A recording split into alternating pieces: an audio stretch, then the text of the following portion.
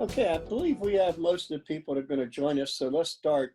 A couple of things I want to talk about real quickly before I go into this private well and septic inspection contingency addendum that I want to discuss today. I talked about this when we had the new laws we went over. If you are doing any rentals, your landlord now has to include in the lease the Virginia Statement of Tenant Rights and Responsibilities as of July 1st, 2020.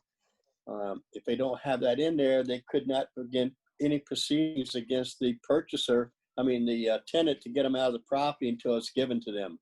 So remember to include the Virginia Statement of Tenants Rights and Responsibilities. I'm not going over it today. Just want you to know the form is on NVAR's site now. If you go to their forms, and there's an acknowledgement sheet that goes with it. So if you're doing rentals, and it says any property under the Virginia Residential Landlord Tenant Act. And remember, in Virginia, if you own one property, you're pretty much under the Virginia Tenant Landlord Right Act, because they changed the law to say that there's basically no difference now. And that's the reason the common law lease was removed from NVAR's site. So you still have the option to opt out of the tenant landlord, but you're really not opting out of too much, because the judge is still going to use Tenant Landlord Act against you. So make sure you use that Virginia Statement of Tenant Rights and Responsibilities. And that's a form we'll go over another day, okay? Couple other things that have popped up here this week. If there's going to be a post or a pre-occupancy, okay, on a sales contract, you must use the walkthrough form, do a walkthrough before the pre or post occupancy, okay?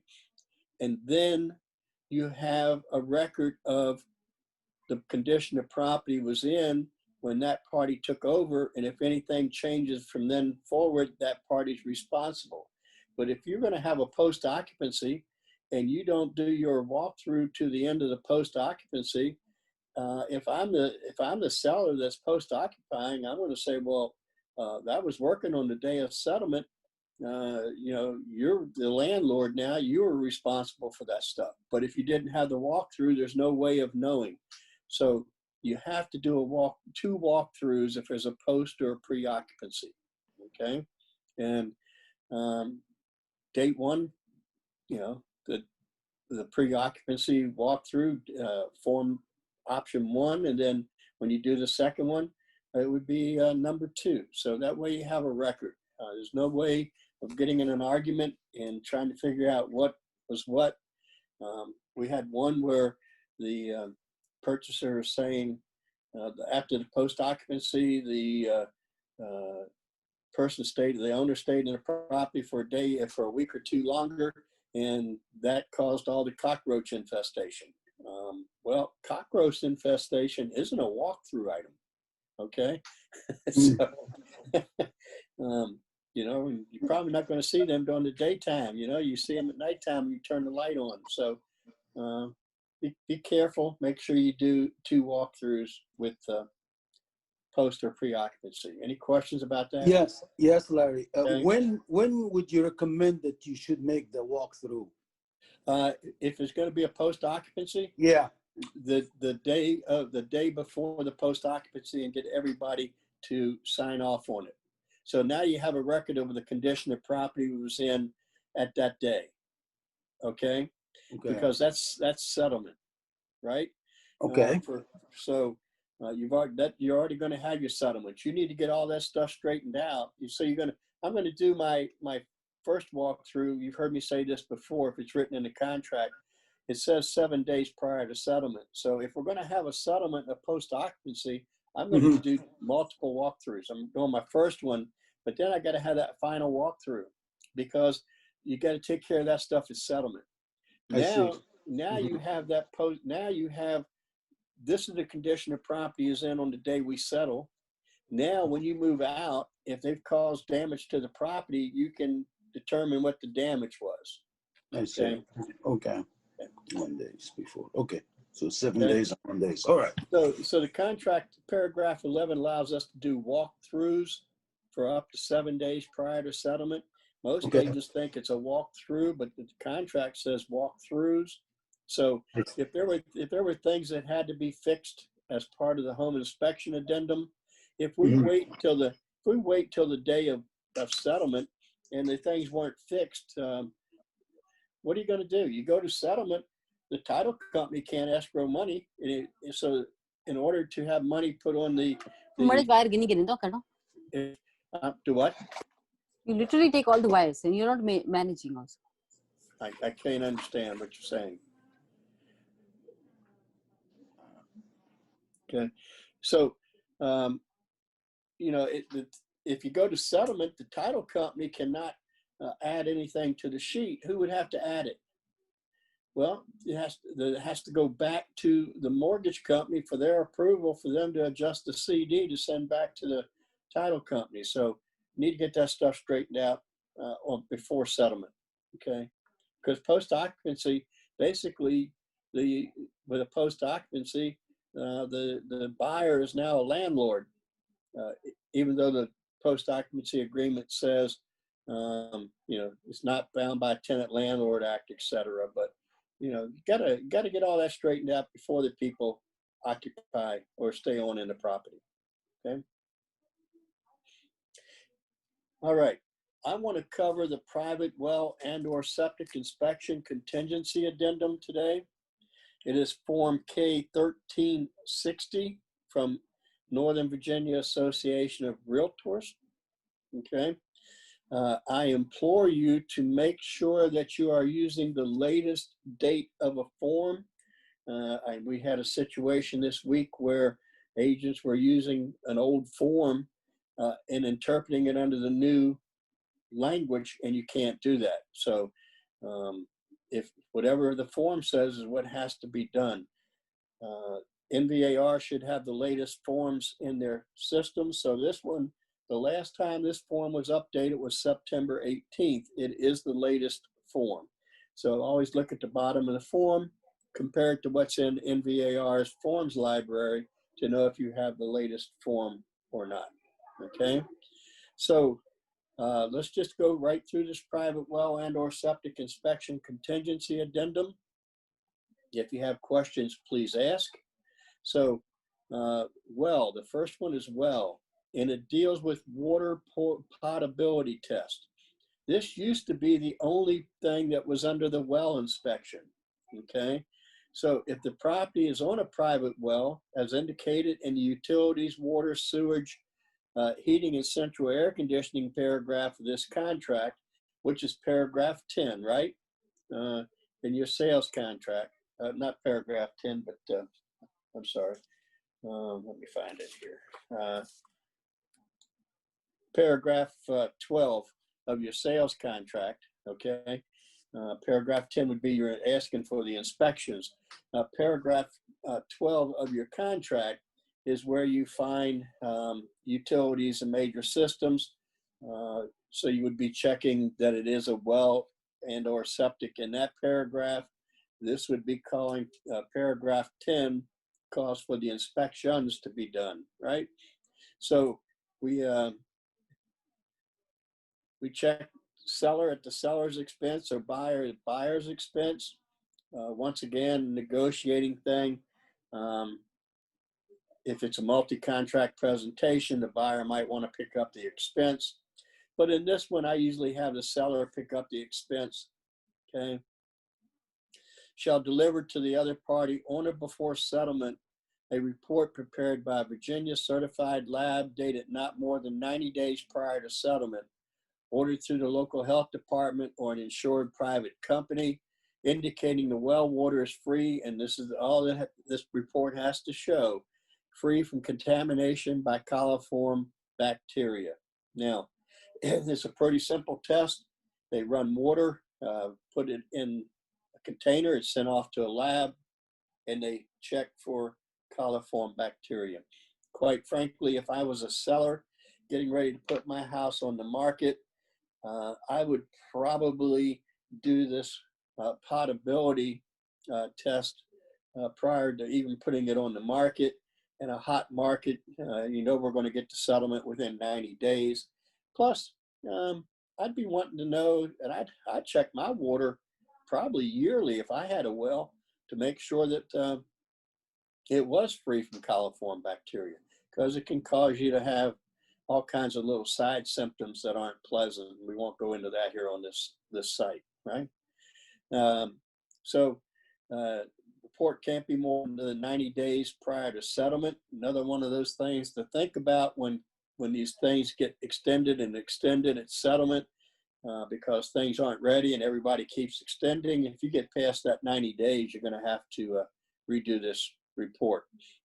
Any such contamination indicated shall be remediated by seller at seller's expense, and the well water shall be retested at the seller's expense after remediation.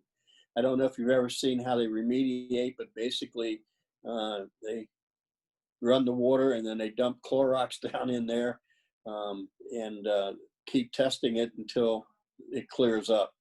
But don't treat your own system with Clorox. Have somebody that knows what they're doing treat the system, okay?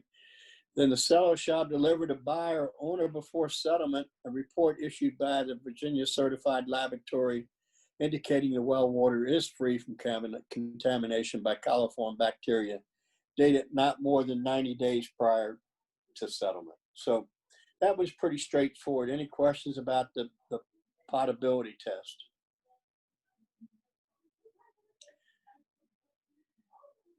Prem, if you are speaking, I cannot hear you. You are not coming through to me. So check your system to see what. Larry, I have a question about the well. Okay. Okay, and Maribel. Yeah. Okay, I have a contract right now, and the listing agent say the house is connected to the public water, but she let me know the day of the home inspection that the house has also well, but the seller only used the well for outside use, no, to wash the car, or the house is, I think it's in Fredericksburg. With this kind of market, we only put the home inspection only for information purpose, no? And, yeah. So there's public water to the property? Yeah, correct. Yeah, well then I don't think you need to, unless the buyer really wants to test the well, there's no reason to do all those inspections. Actually, I'm surprised once they put the public water in it, the county didn't say something about closing the well down, but Yeah, because I have met in a property, I think about 2-3 months ago, that the house is right now with public water, and the well was abandoned about 5-7 years ago, and the septic inspection say the well need to close property, abandoned property. I don't know, in this case, she said that the well is working properly. The seller used the well to, use outside the house, wash car, use for the plants, I tell you what I would advise you to do, Maribel, is call the county that this is in and see if there's public water and there's still a well. Is there a requirement that it be sealed and abandoned? I mean, it's sealed, or can it still be used? Okay. Because your buyer doesn't want to have to take on that responsibility if they come out there and say that the well has to be, sealed and abandoned. Okay. Okay. Thank you, Larry. Okay. But as far as these other tests, if that's all they're going to use the water for, no. But the next party that comes, somebody might try to drink out of that well and then get sick. I would double check that with the county. Okay. Okay, Larry. Okay. Okay. All right. Thank you. Good. Okay. Any other questions about A? Okay. Now, well and well and well water inspection continues on. And this was added before. All we had was coliform bacteria for the first 35, 40 years that I've been in this business. All that we ever checked was coliform bacteria. But there's other things that you probably want to check with a well, like the flow rate and all this other stuff. So they do allow well and water inspection portion of this, okay? So the inspection period is or is not contingent, well inspection contingency until 9 p.m. I would give me the same amount of time for this, maybe 10 days after date of ratification as I would a home inspection for the well inspection deadline. But this one is at the expense of the buyer. Okay, A is negotiable. B is at the buyers, at the cost of the buyers, their discretion, expense, and sole risk of damage to well and or property shall retain a professional insured inspector to inspect the well and or well water. Okay. Now, somebody asked me prior in another session or an email, could we ask the seller to pay for this? You could, okay, but most sellers are probably going to say no. And if it's a multi-contract presentation, that one definitely kill you, right?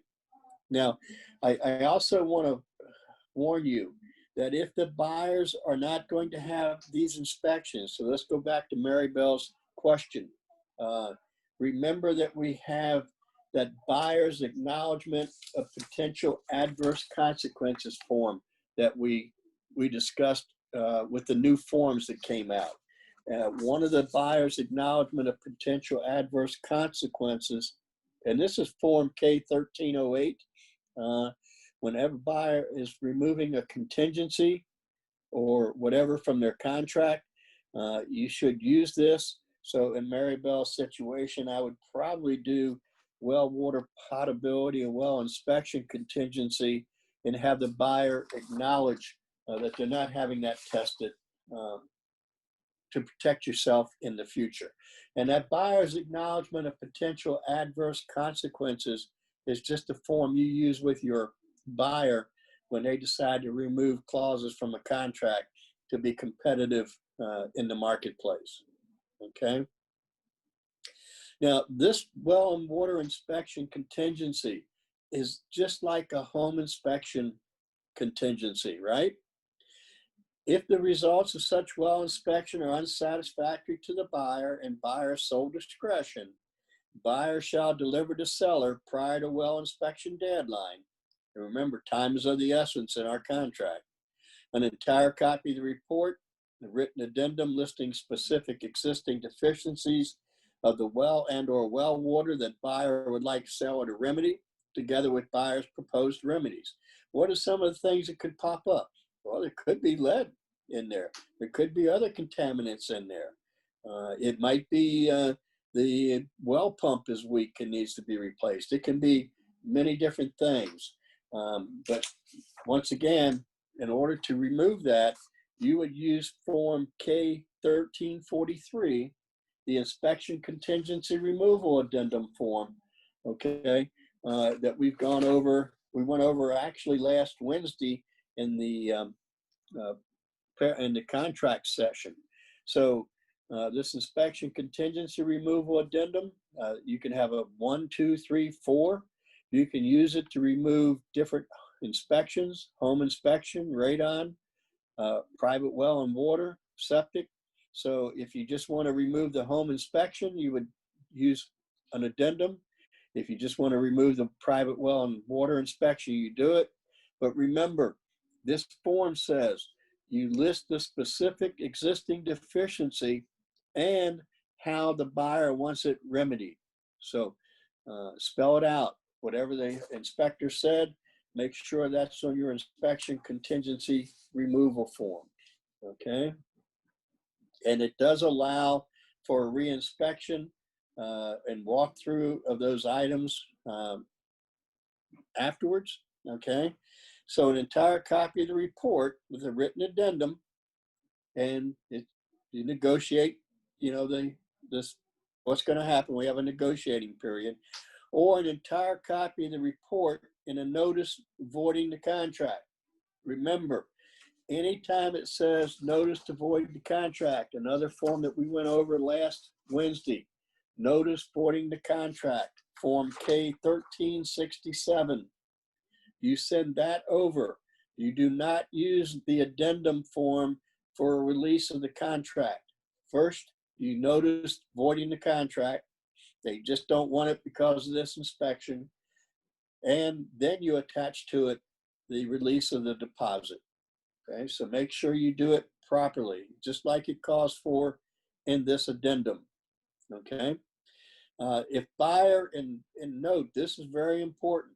If buyer fails to obtain a well inspection, fails to deliver a copy of the report to seller, or fails to deliver inspection addendum or notice voiding this contract prior to well inspection deadline, the contingency expires and the contract will remain in full force and effect with no well inspection contingency.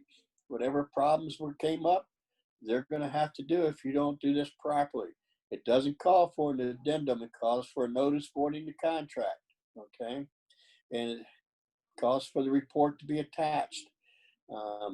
We've had situations where agents have said, well, they didn't send a report, should we just wait? No, you know, we're not trying to kill a contract or force somebody to do something that's not in their best interest. So if the agent forgets to send a report, I'm gonna send them a courtesy email back. Thank you. We received your addendum or your notice voiding the contract prior to me meeting with my client, the seller. Remember, I need a copy of the report. Okay, because some common courtesy in this industry can go a long way. Okay, your negotiating period. Okay, we have a negotiating period, just like in the home inspection contingency. If you send over this inspection contingency removal addendum, parties have until 9 p.m. X number of days after the buyer's delivery of the inspection addendum to negotiate a mutual, and these are the key words, acceptable written addendum by 9 p.m. the date specified. This has to be in writing and agreed by all parties and delivered. Now, the nice thing about the way we do negotiating now is anytime during the negotiating period, buyer or seller may make, modify, rescind, or alter as many offers and counteroffers as desired to reach mutually acceptable terms. Buyer and seller may agree on terms by signing a written addendum describing agreed upon deficiencies and remedies within the negotiating period. I have a Okay. question. Okay. I have a question. If we send over the report and they don't like it for negotiation, can they straight void it, your offer, like cancel? Seller can do that? No. Okay. The seller has no right to void a contract under a home inspection, private well, septic, or anything else. Okay. So they have, so if you're representing the seller, they don't like it and they say, well, just tell them we're voiding the contract. You have to make sure they understand pursuant to the written agreement, they have no right to void. You have to go through the process in the days, and then it goes back to the only party that has the right to void is under paragraph 3 of this B. If at the end of the negotiation period, the parties are unable to reach an agreement, buyer shall have the option to void this contract by delivering notice to seller by 9 p.m. X number of days following the end of the negotiating period. Okay. Otherwise, the well inspection contingency shall be removed and this contract remain in full force and effect. So under all of our inspections, the only party that has the right to void is the buyer. Okay. I don't care what inspection it is.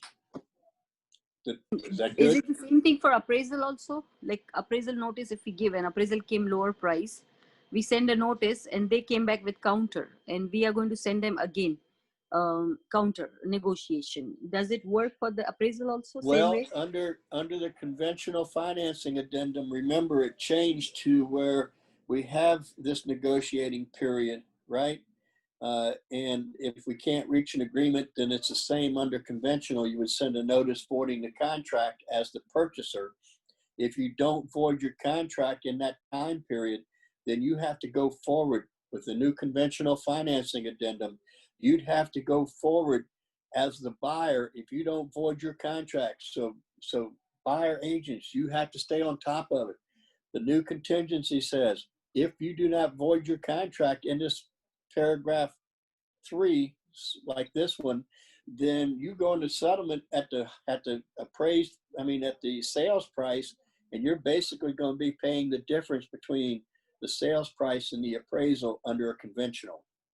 Okay. I have a situation, but that is from the old contract, so there were no. Well, the old days. contract, the old contract, we'll discuss that one separate because I don't want to introduce anything from old contract here. I'm sticking with new. So you give me a shout and or email and we'll discuss it. Okay. Now, VA and FHA, while we're on that subject, it's not well on subject, but VA and FHA, it's a little different. The purchaser by law has the right to void the contract if the appraisal does not come back in at appraised price. You can negotiate, right? But all the way up during the negotiating period, all the way up to settlement, the purchaser can void a contract under VA and FHA if the appraisal comes in low. Okay, so that contingency is a little different. If we need to look at those addendums again, we will, but I think I covered them in a previous session. But I'll be glad to go over anything that is a question when our agents have it. Okay, we'd rather take care of the problem up front than after it becomes a problem. Hey, Larry, I had a quick question. Okay. Yeah, if you're buying the property as is, with the well and septic contingency, is there anything you can do as far as negotiation at that point? Let's say something does come up. Well, and, if they use this well inspection and you checked it is contingent in this form, even though it said as is, then you have the right to inspect to negotiate, in my opinion. Absolutely. But if you said as is and you checked in this well and septic inspection, that the contract is not contingent on the well inspection contingency, okay? But they still have to produce the coliform bacteria study either way. That has to be done because that's law in Virginia. How about in Maryland? I don't know about Maryland. Okay. That's I'm a Virginia person. Okay. I had a Maryland license at one time, but I gave up Maryland and DC, kept Virginia and Florida. So what I do is basically Virginia. Okay. One of the managers in Maryland could probably answer that question. Okay. Okay. Yeah, thank you. All right. Then let's talk about the septic inspections. Okay. Once again, in the paragraph 12 that deals with utilities and major systems, if alternative septic system was checked, okay, then you would be using A. You would also use B, but A definitely. Now, also under paragraph 12 of the contract, remember that one of the mandatory disclosures in the state of Virginia by a seller is if they are living in their property under a septic waiver disclosure, okay? That is a one-page disclosure form. So these systems are going to fail because the seller already has a notice that their system has failed and they've received a waiver to stay in that property. Then you probably still want to have an inspection, but to find out more what it's going to cost for me to correct this deficiency, because the new owner cannot move into a property they purchased that there is a failed system and there's a septic system waiver. So if you're a listing agent and your buyer is living under a septic system waiver, make sure you ask them about that. and because it's going to be recorded with the deed and it's going to show up at settlement and it's going to kill your settlement. So we want to know that up front. So septic inspection, alternative system maintenance contract. Seller does or does not have a maintenance contract. I can't imagine any seller not having a maintenance contract on an alternative system, but maybe they bought it and they didn't understand an alternative system. If seller does have a maintenance contract, seller will provide a copy to the buyer within 15 days of the date of ratification. Maintenance contract shall or shall not convey to the buyer, and it's always subject to the contractor's approval, whether or not they will let somebody take over that contract. Okay, that was pretty straightforward. What you need to make sure is, do they have an alternative system, or do they have a gravity flow system? Okay. Paragraph B, septic inspection contingency. 1, the inspection period. Contract is or is not contingent. So if you're representing a seller and it's an as-is property, exactly what does as-is mean, right? And remember, if you're representing the seller, use the contingencies and clauses addendum form K1344, and you go to paragraph 2B, okay, 2B on that form, and it says the following terms are hereby amended. All clauses pertaining free and clear of trash and debris, with all laws and regulations, termites, insects, pertaining to compliance with all orders and notices of violations, etc. Remove all those contingencies from the contract, because there would be an argument. What does as is mean? Are you talking about the physical structure, or are you talking about other things that are contained in this contract that by law cannot be removed? So unless everybody agrees to it. So to simply say as is, it leaves it too wide open. Use contingencies and clauses. And on the septic inspection, make sure it's not contingent. Because even if it said as is, but the seller then agreed that the contract is contingent on an inspection, then we're probably talking about the physical structure of the property, not the septic field. Okay.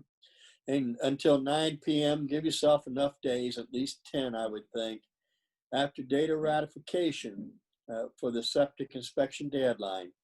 Buyer at buyer's expense and sole risk. So once again, this is the buyer's expense, and they're taking responsibility for anything that gets damaged, okay, to the property, or seller at seller's expense.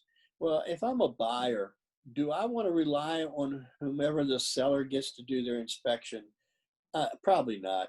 I'm probably either way, whether it's a buyer's market or a seller's market, I'm going to choose the party that's doing this. Okay. Larry, I want them working for me, not for the seller. So don't get cheap on this one. Okay. And it says, shall retain, and you list who the person will be. Yes. Somebody had a question. yes, if they have a contract with a company every year, they are checking it, or they have a contract on the well and septic. If you get a report, is that okay? On the well and septic, probably not. Because No. what are they checking? Did they uncover the boxes and make sure the boxes weren't cracked? Well is one thing, but septic is entirely different. Okay. Thank you. How can you? All they did was probably pump it with that contract. Okay. So if there's a septic, it needs to be pumped every year. Okay. And I can understand that contract, but you really need to get somebody to check it all out if you're the buyer. Okay. So Do you know how much is it cost for that? Is just the estimate? it depends on where it is. I have no clue, but what, anybody had one done lately? Yes, I got it done. The septic was for 695. The well was for 695 also, and then 395 was for the water check. And we got the bacteria, so that was additional 195 or something. And in the septic, they had to run a camera. So my client had to pay another $395. So they Because- ran a camera instead of uncovering. Well, they that's did good. uncover and everything, all that, but they couldn't figure out why the water level was high in the septic box initial, where the septic comes out and then it goes to the distribution box. So Yes. the distribution box also, there was a crack in it was a plastic box. So Yeah. that was also needs to be replaced with concrete box, and they had to run the camera. So now they're doing the whole system revised around $5,000 seller's expense. And see, that's a perfect example of why you need to have the inspection, even though they had a contract. We ran into a similar situation where we did, we called the county because it showed some work had been done to the septic system. And they said 10 years ago, they replaced it with plastic boxes. Well, the life of those plastic distribution boxes is about 10 years, and they crack, and they need to be replaced with concrete boxes. Okay. And that one was 2 years ago. And back then it cost the owner about $5,000 to replace the boxes and everything else. So if I'm buying a property, I do realize it's a competitive market, but when we get down here, I want the pumping and I want the excavation. I want the whole works to check my system out, because it's expensive to replace those plastic boxes. And don't replace them with new plastic ones because they're cheaper, right?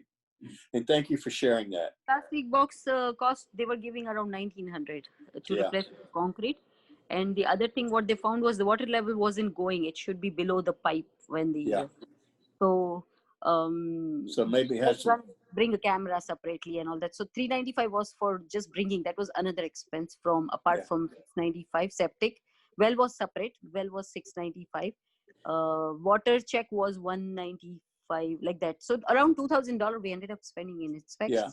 yeah, but how much would it cost them to replace all that stuff if they had to do it themselves? $5,000 for septic. So hopefully the seller ended up paying for all that. Yes. Mm-hmm. Yeah. Okay. So it's better.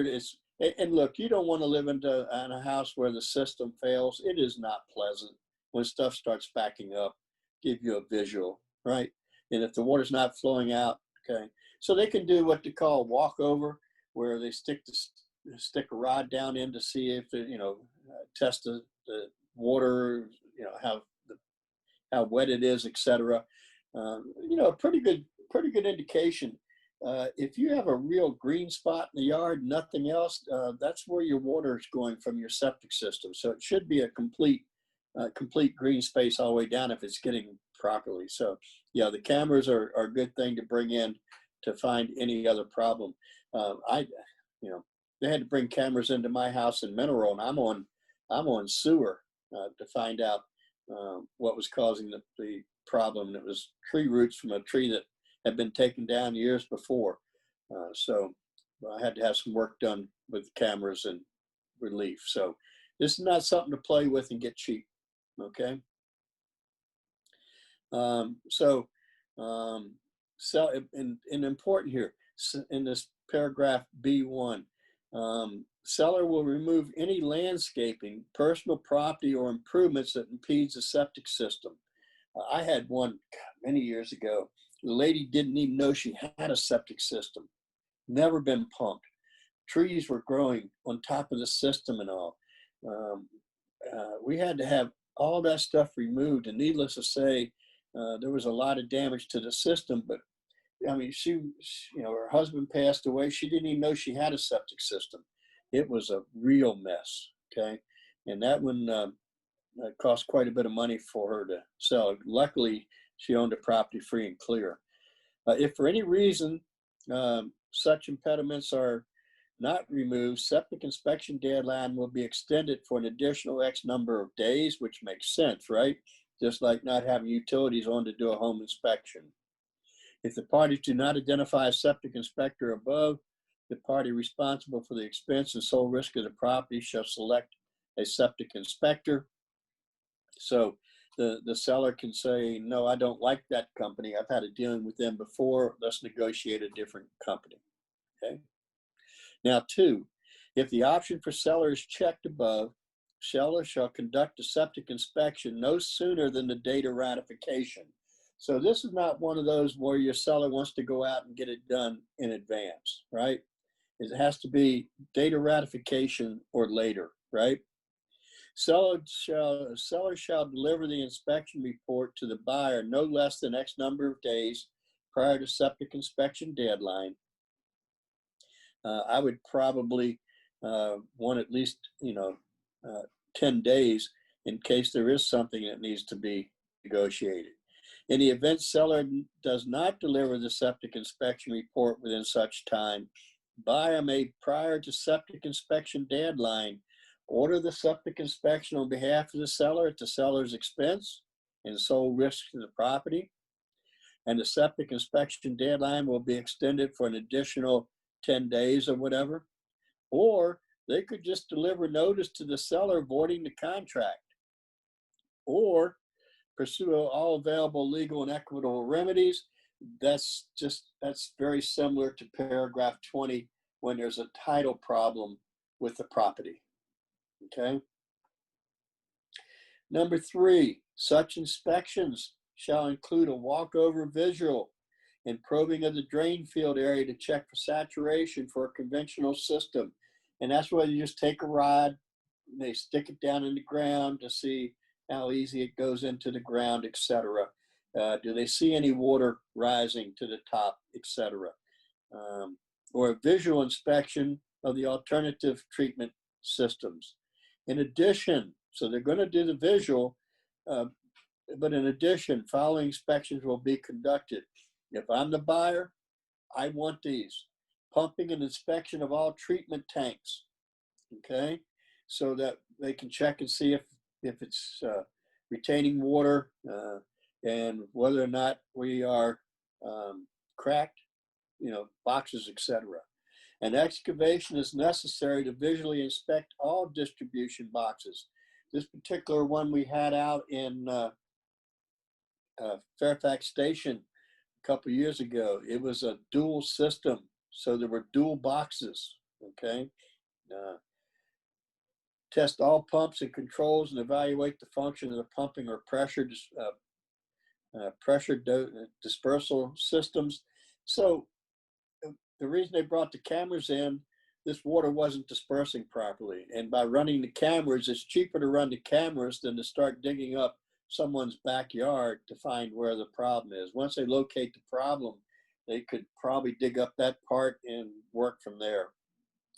If septic inspection report indicates any recommended repairs, maintenance, or replacement, then you deliver prior to the inspection deadline an entire copy of the report, and once again, the inspection removal contingency form. You would be listing all the things that need to be corrected and how you want them corrected, or you can send over an inspection report and the notice voiding the contract using the proper form. Okay, and the rest of this is the same as the other, except as provided in paragraph 2B above. If buyer fails to obtain a septic inspection, deliver the notice, etc. And then we get into that negotiating period. Need to reach that mutually acceptable written addendum by by 9 p.m. on the day specified. If we don't have a written agreement by that time period, we're back into buyer's election, and that buyer would have to void their contract in X number of days. Otherwise, contingency removed. They're buying the property with the problems. So buyer agents, even if you're still negotiating, say we had 5 days to negotiate the acceptable written addendum. On the 6th day, you're still negotiating, okay? You've used up on that 6th day, you used up one of the days in the buyer's election period. You understand what I'm saying? Just because you're still negotiating, once you get past that negotiating period, okay, 9 p.m., you're in paragraph C, even if you're still getting along. So if you had 3 days in paragraph 6, and you're still negotiating, They were getting along splendidly, negotiating, but on the fourth day past number 5, all of a sudden you don't hear from the other side anymore. That's because you've used up your buyer's election to void the contract. They're going to settlement. Okay.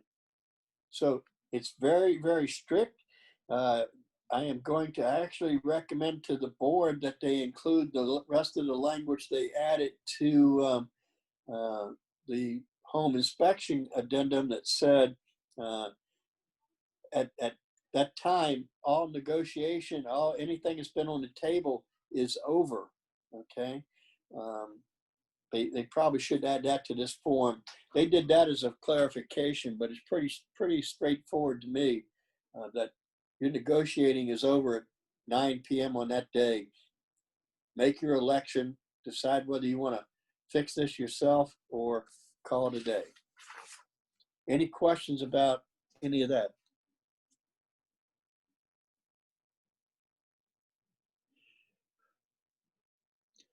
Okay, this is an Ask Larry session. You got something else you want to talk about?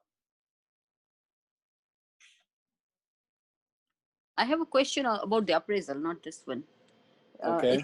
It's about the negotiation period. Like appraisal came and it came below the price of the property. We sent it over to mid halfway, and there was a negotiation initially already in the contract with sunroom furniture. That's how they came back with higher price, where they will include sunroom furniture. So now in the appraisal, when they want to negotiate, the seller doesn't want to get the price lowered of the property or let go of the sunroom furniture. So my client went back with the negotiation saying either we drop the furniture completely and meet halfway, or just no furniture at all. So we were like, I was kind of wasn't sure if we send it over to them, since now they already negotiated with us, not meeting halfway but letting go sunroom furniture, then we countered it back to them. So the seller cannot void it, right? It has to be negotiated. Well, Right? they Or can't. they can. Was it under the new contract? No, it was the contract ratified last month, 23rd of August. So we don't have Well, negotiation. you and I will discuss that one. I don't want to discuss that on this session. Okay, no problem. We'll discuss that one separately. I don't want to introduce anything except for the new stuff. No, Okay. it is about, okay, even if you're in the negotiation period, if we send it, they send it over with the negotiation, if we are sending it back to them, Under do the we old have like, under the old contract, it's different than if you use the forms after July 1 of 2020. okay, even if say we are in 3 days negotiation period, the appraisal came lower, and within that 3 days period, the seller is not willing to bring the price back halfway. Well, And then the purchaser should either go forward with paying the difference, or they should just void their contract and go on. no, they don't want to void the contract. Can they renegotiate within that 3 days period time? You can still renegotiate, yes. But does the seller void the contract if we go back and ask our conditions? I don't, there's no way for a seller to void a contract. Okay. Anywhere in this contract except for one time, and that is if the loan is not approved, okay? If the loan is not approved and we're in the time is of the essence, paragraph 37, it says that if the buyer requests an additional time for settlement because of a TRID problem with a loan, which is 1/8% increase in interest rate, a prepayment penalty being added, or the new lender had to take over, that would require a new 3-day extension. If the buyer requests that extension, the seller does not have to grant it.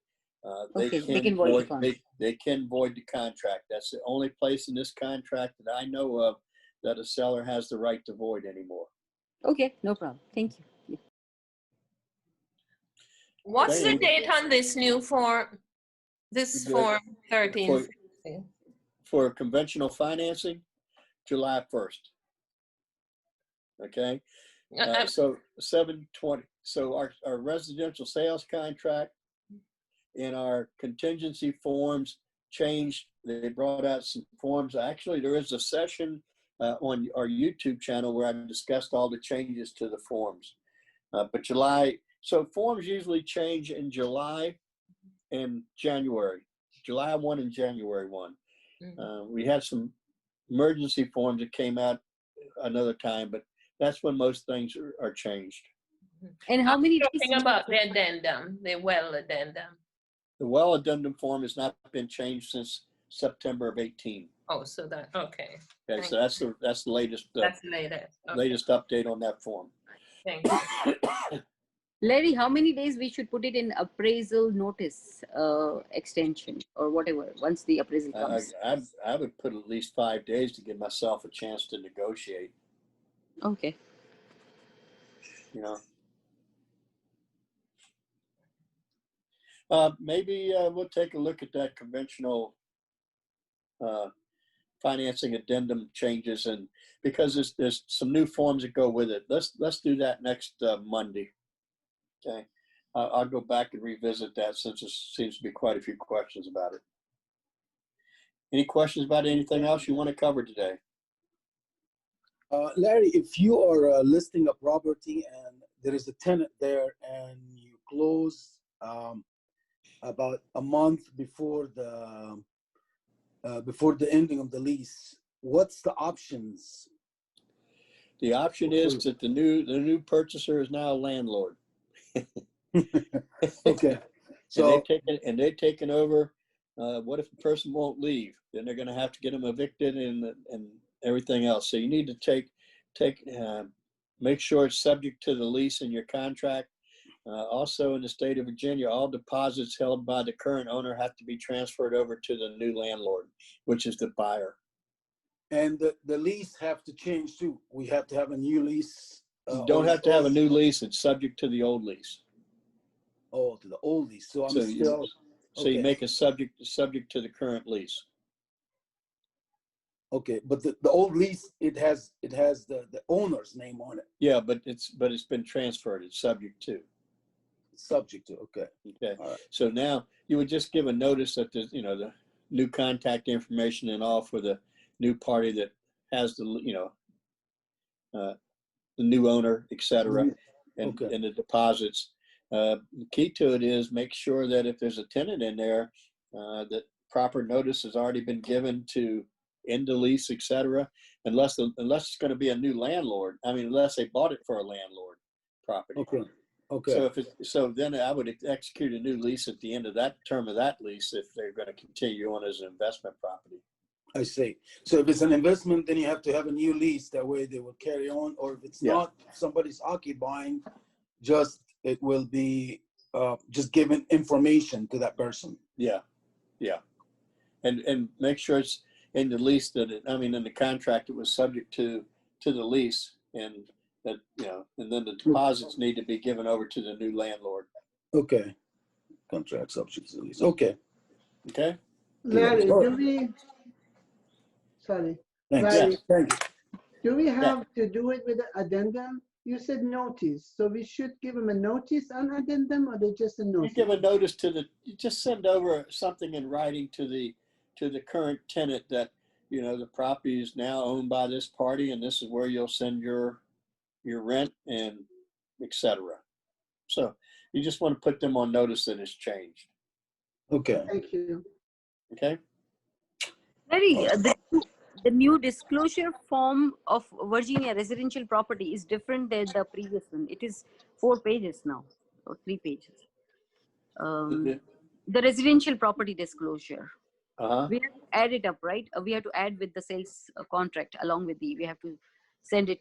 I mean, so the seller is supposed to send it. If you were under contract prior to July 1st, you still use the old. No, I'm sending one offer, so then you use the new form. It's in NVAR's. Well, they should have given you that property disclosure. But it's a big one. It's not the 1 page anymore. Yeah, okay. It changed. Okay. Thanks. All right. Larry, Thank you. Yes. you said that the Virginia Tenant Act responsibility. Do you have the number for that form? No, there is not a number for it, when you go to NVAR's system forms and log in, it's just listed as a form because this is not an NVAR form. This is required by the state of Virginia, okay? And it comes, and they downloaded this from the